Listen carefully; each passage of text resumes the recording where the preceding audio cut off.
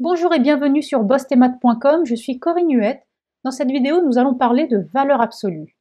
Alors c'est une notion que l'on voit en général en première S, et dans cette vidéo, je vais tout expliquer sur la valeur absolue d'un nombre réel. Pour commencer, la valeur absolue d'un nombre réel, qu'est-ce que c'est? Eh bien, si tu prends x, un nombre réel appartenant à R, eh bien la valeur absolue de x, que l'on va noter comme ceci, x entouré d'une barre, eh bien en fait, c'est tout simplement la distance de x à 0. Alors, je m'explique. Imagine ici que tu as la droite des réels, c'est-à-dire une droite avec une origine et une graduation, comme ceci.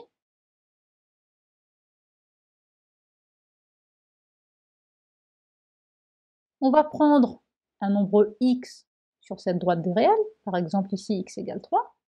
Eh bien, la valeur absolue de x, c'est la distance de x à 0, c'est-à-dire ici, cette distance. Tu es d'accord que c'est égal à 3. Si par exemple, on prend x qui vaut moins 2, ici, eh bien la valeur absolue de x, c'est la distance de x à 0, c'est-à-dire c'est cette distance-là. Donc elle est égale à 2. Moralité, qu'est-ce qu'on peut dire? Eh bien, on peut dire que la valeur absolue de x, c'est égal à x si x est positif ou nul, et c'est égal à son opposé si x est négatif ou nul. Ça, c'est une première chose. Et une deuxième chose, c'est que pour n'importe quel nombre x dans R, eh bien, la valeur absolue d'un nombre x est toujours positive ou nulle, puisqu'il s'agit d'une distance, et tu sais qu'une distance est toujours un nombre positif.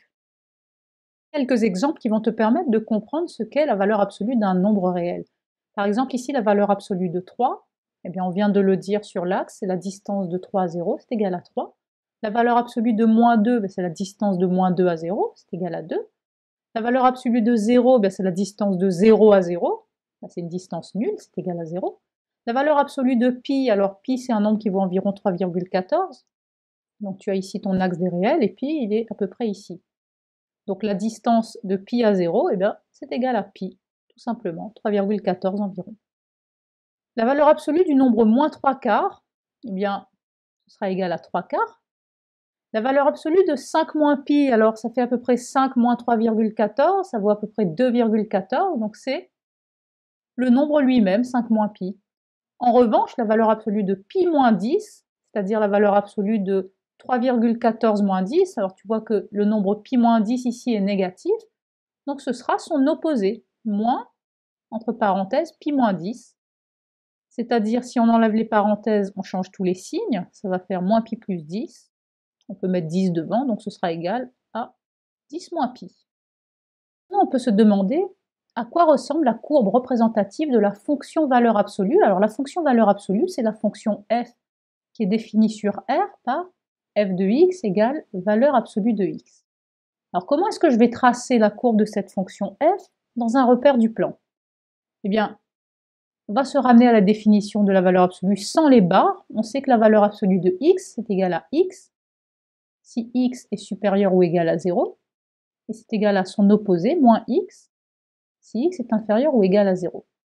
Donc en fait, tu peux constater que f, c'est ni plus ni moins qu'une fonction affine dans les deux cas. Donc, comme on sait que la courbe d'une fonction affine est une droite, eh bien, sur l'intervalle ici 0 plus l'infini, eh bien, la courbe de la fonction qui a x associe x, ça va nous donner une demi-droite. Et sur l'intervalle moins l'infini 0, on aura la courbe de la fonction qui a x associe moins x, c'est-à-dire une autre demi-droite. Alors on va tracer tout de suite ces deux morceaux de droite. J'ai dessiné ici un repère du plan. Alors comme on sait que la valeur absolue d'un nombre réel est toujours positive, eh bien la courbe sera toujours au-dessus de l'axe des abscisses ici, d'accord?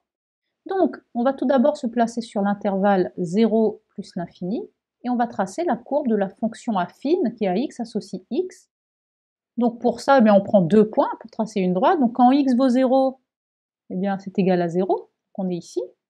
Et par exemple, quand x est égal à 5, on aura égal 5. Donc ensuite, on joint ces 2 points, et cela nous donne cette demi-droite. Ensuite, sur l'intervalle moins l'infini 0, on va tracer la courbe de la fonction affine qui à x associe moins x. Donc, pour tracer cette demi-droite, on a besoin de 2 points. Quand x est égal à 0, eh bien, on a moins 0, c'est-à-dire 0. Et quand x est égal à moins 5, ici, eh bien, la valeur de moins x est égale à 5. Donc on a ici un deuxième point. Et on peut joindre ces 2 points. Cela nous donne cette deuxième demi-droite. Et tu as ici sous les yeux la courbe de la fonction valeur absolue.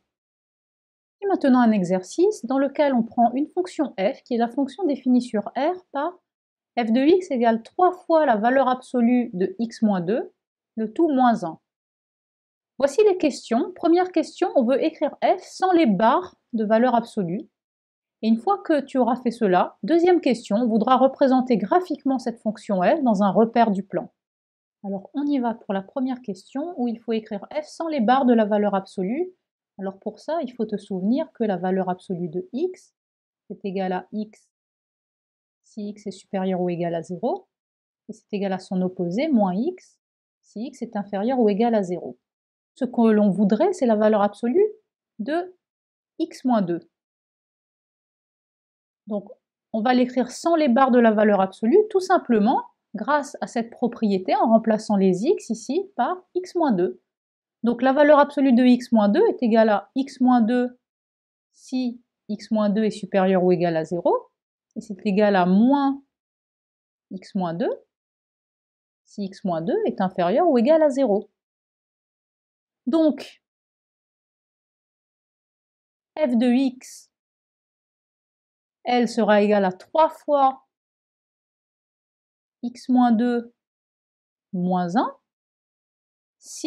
Alors ici, si x moins 2 est supérieur ou égal à 0, ça va se transformer en si x est supérieur ou égal à 2. Et ce sera égal à 3 fois valeur absolue de x moins 2, c'est-à-dire moins 3 fois x moins 2 et ensuite moins 1. Si x moins 2 est inférieur ou égal à 0, c'est-à-dire si x est inférieur ou égal à 2. Ensuite, eh bien, on va développer tout ça, on va réduire. Cela va nous donner 3x, moins 3 fois 2, moins 6, et moins 1, cela fera moins 7, si x est supérieur ou égal à 2. Et ici, moins 3x, moins 3 fois moins 2, ça fera plus 6, moins 1, c'est-à-dire plus 5, si x est inférieur ou égal à 2. Donc voilà l'expression de f de x sans les barres de la valeur absolue. On peut maintenant passer à la deuxième question où il s'agit de représenter graphiquement cette fonction f. Donc, tu peux voir ici que notre fonction f, c'est en fait deux fonctions affines suivant l'intervalle sur lequel tu travailles. Ici, on travaille sur l'intervalle 2 plus l'infini, puisque x est supérieur ou égal à 2. Donc, sur cet intervalle, f de x est égal à cette fonction affine. Et ici, on travaille sur l'intervalle moins l'infini 2, puisque x est inférieur ou égal à 2. Et sur cet intervalle, f de x est égal à cette fonction affine.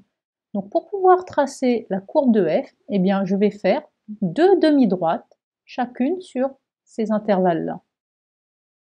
Donc voici mon repère, et je vais tout d'abord me concentrer sur l'intervalle 2 plus l'infini, et tracer la demi-droite qui représente cette fonction affine. Donc pour faire ça, j'ai besoin de 2 points. Je vais d'abord prendre x qui est égal à 2. F de x sera donc égal à 3 fois 2, 6, moins 7, ça nous donne moins 1. Donc quand x égale 2, f de x vaut moins 1. On a un premier point ici. Et on prend une deuxième valeur de x qui est dans l'intervalle 2 plus l'infini, par exemple x égale 4. Et quand x est égal à 4, eh bien f de x est égal à 3 fois 4, 12, moins 7. Cela nous donne 5. Donc on a un deuxième point ici. Ensuite, il ne nous reste plus qu'à joindre ces deux points pour faire la demi-droite sur l'intervalle 2 plus l'infini. Maintenant, je vais sur l'intervalle moins l'infini 2. Donc quand x est égal à 2, j'ai un premier point, et je vais prendre une deuxième valeur de x dans cet intervalle pour pouvoir placer un deuxième point. Donc je peux prendre par exemple x égale 0. À ce moment-là, f de x est égal à moins 3 fois 0, c'est-à-dire 0, plus 5. Donc j'ai un deuxième point ici. Et je prends ma règle, je joins ces deux points. Cela me donne la demi-droite qui représente cette fonction affine, donc sur l'intervalle moins l'infini 2. Voilà, et tu as sous les yeux la courbe de la fonction f, qui était cette fonction de départ, qui est sous la forme d'un v. Donc, qu'est-ce qu'il faut retenir de cet exercice? Eh bien, si tu as une fonction qui comporte une valeur absolue et que tu veux la représenter graphiquement, eh bien, la première chose à faire, c'est d'exprimer ta fonction sans les barres de la valeur absolue, comme on a fait dans la question 1, et ensuite de dessiner ta fonction dans le repère sur chacun des intervalles où elle est une fonction affine. Donc cela te donnera des demi-droites comme cet exemple-là. Eh bien, c'est la fin de cette vidéo sur la notion de valeur absolue. Tu as maintenant toutes les bases pour pouvoir étudier une fonction qui comporte des valeurs absolues.